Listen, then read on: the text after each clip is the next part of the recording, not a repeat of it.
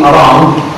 The shelter could be of this simple type, or it could be an inflated type. When the trailer parks, it hits a switch and it inflates, then it hugs the trailer. When it hugs the trailer, before we open the container, which is very cold, we know that when it hugs the trailer, there will be no hot air coming in and no cold air going outside from the place. Otherwise, we will have condensation, we'll have problems, and we will destroy the process. So this is what we call a shelter. So this is a dock leveler, that is a dock shelter. Then the other thing you see, these small things, steel pipes, these are just a protection, so when more than one trailer is there, they don't hit each other. So they go straight, because especially with the fact they go backwards. And these are the things. There is also a bumper where when you hit, you don't destroy the building. There are a few similar things, but not related to your refrigeration side. The refrigeration issue is that a dock leveler, a dock shelter are the minimum required to ensure that when the trailer comes at my corner store, whether it is going to unload or load things in it, that it is totally separated from the atmosphere around.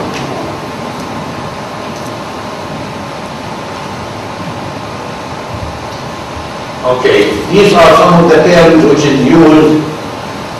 Small trucks for short distances that we use within the same city. If you want to bring, let's say Carrefour wants to bring some chilled or frozen products from a hub or their main warehouse, which is in the same town. When we travel within the same town, we do small trucks, which doesn't need forklifts, doesn't need dock leveler, because the boys handle it by hand. Bigger trucks for long distances we use it. The dimensions also on weights. You know that you have limited weights and limited dimensions on the road. Otherwise, you are not allowed to drive on the road. So this is also, those things are international and the same heights, same width you use here, it is all over the world. The ones which is used by railroad, and you can see they call it piggyback, which is the railroad flat car, the TOF trailer on a flat car. We have roll on, roll off. Those things, these, when you take a copy of this one, you would read it at your ease. It's not the aim to go through it one by one now, because these are international terms that you need to take into consideration when you start thinking of a cold store and the transportation of the goods. Insulation, for sure we need to talk about insulation. Air circulation, my friend from Carrier had covered all those things, so there is no need to talk about it. The marine refrigeration, we said what are the problems we face, but what are the types of ships we have other than the fishing ships. We forget the fishing ships because it has a separate presentation.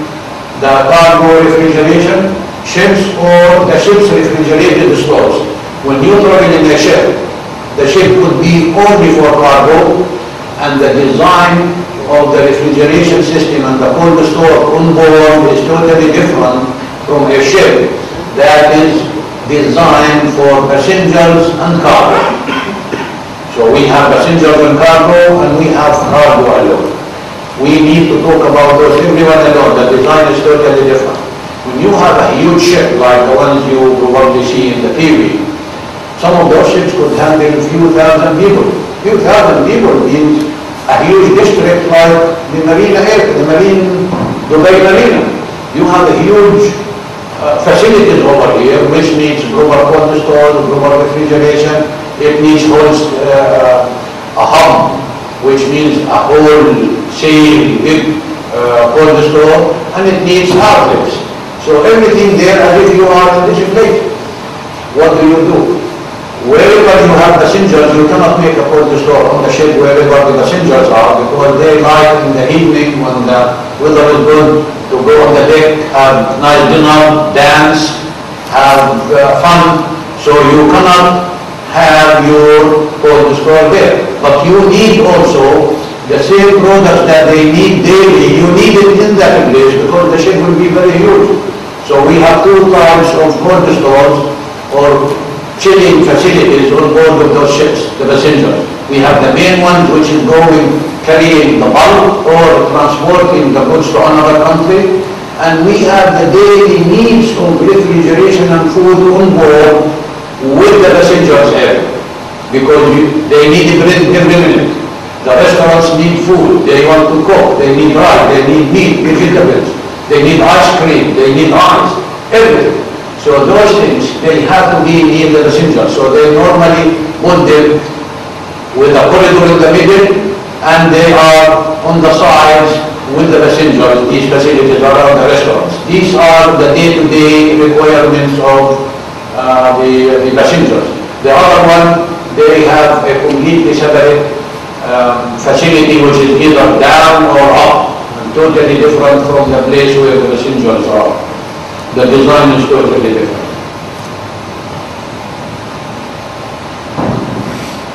Built-in, these are about the refrigerators.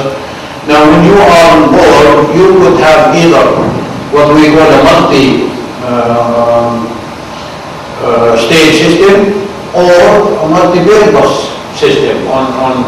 You cannot build a very expensive ship that say I cannot ship frozen products or I can only ship chilled. You have to make sure that your ship can handle frozen, chilled, canned, normal products, products that need only ventilation, and make sure that your system will go with all those requirements as and when you need it. So this is regarding the ships. But they will never have freezing facility. They will have holding freezers on top of them. The freezing facilities are for the ships.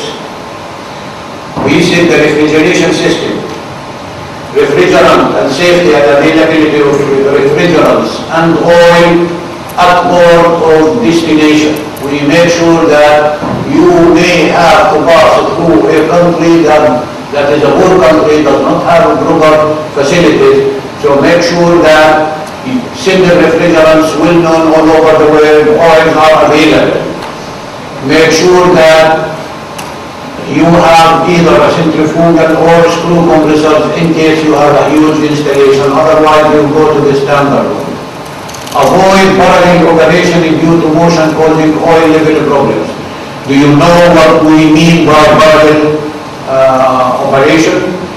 When you have like the 5-6 compressors together, like the rack system we have, they are at the same level of temperature they were, and if you put them on a bed, they have to be 100% level because they have common suction line. And the common suction line means that your refrigerant goes to your equipment, oil and gas at the same level. If anyone is below the other, one will be flooded with oil and the other will be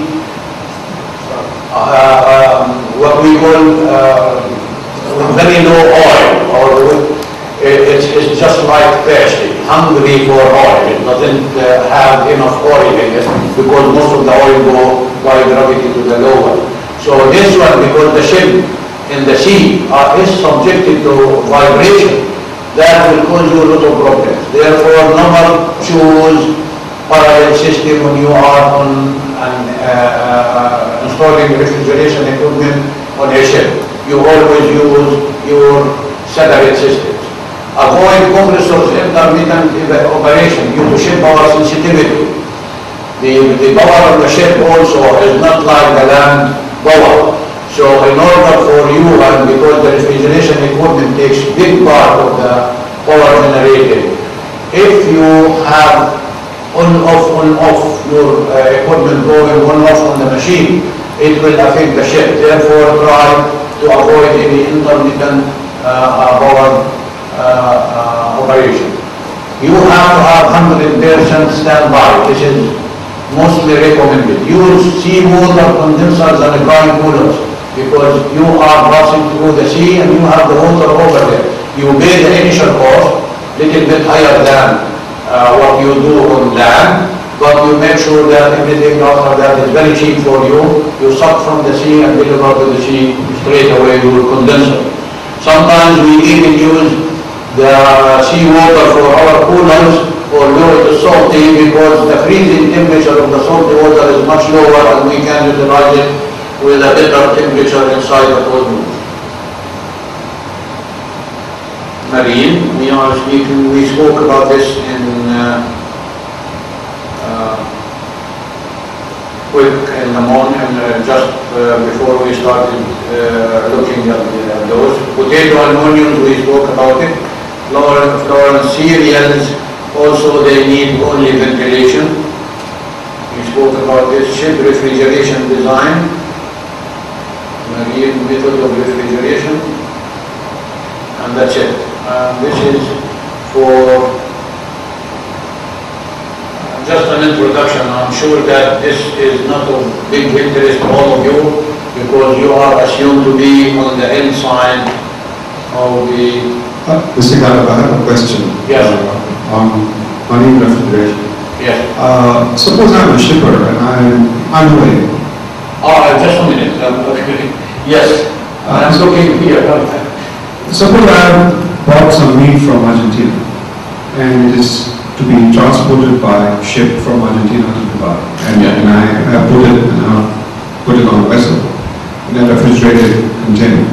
And anyway, we saw those containers, those are refrigerated. Something happens to the refrigeration system and the meat is spoiled. Now, whose responsibility? Of course, I insure the cargo, but is it the responsibility of the ship, or is it? I'm just trying to understand. Yeah, it's very simple. Yes, it's very clear. These things are very, very easy these days, simply because neither you nor the shipper, neither you nor the owner of the ship will ship the goods without having an insurance policy. Now, you insure your goods, he insures his goods, the insurance company decides whom to blame. Most of the case, you are out of it. You are 100%, you get your money. But what will happen between the insurance company and the shipper, we have two issues. Either he has to pay because he is responsible for his ship, or there is a force majeure. A force majeure is a force majeure. Now, it is between them to define the force majeure issue, but it doesn't apply to you. That is for sure. You are the owner of the goods within the container, and you even do it. And you know that when we ship according to the Incoterms, and you have the terms used, and you know that we have foam, factory, food board, FAS, CIF, C&F, all those things, DDB, DDU. For you, the best way for you to do it is to make it CIF or DDB if you want to make sure that you have nothing to do with the customer. But the people whom you buy the goods from, this is another story, most of the time they refuse to give you a CIF or DDB unless they have presentation in your country. Simply because if you have a problem with them and they have to fight against it, they have to send people from their country to a country they don't know, neither their laws nor the people, and they have been a losing case. So they will never give you except fob board, or some of them even say FAS, because they don't guarantee when the ship is going to leave. Therefore, those terms are very important that people who deal with this thing, they must know those things. What do we mean by FAS? We mean by fob factory, X-works, and all those things. But for you, Dubai is not a problem. Everyone has a representation office here. But still, the foreigners, the shippers, do not accept to give you a DDP unless you make a contract with someone who has an office again here, because he doesn't know the country. Why he should get involved in deliver the duty paid? And deliver the duty paid gives you a 30 days insurance free of charge while the goods are already delivered and stored in your store as part of the international standards. So So you gain 30 days extra while he pays for it.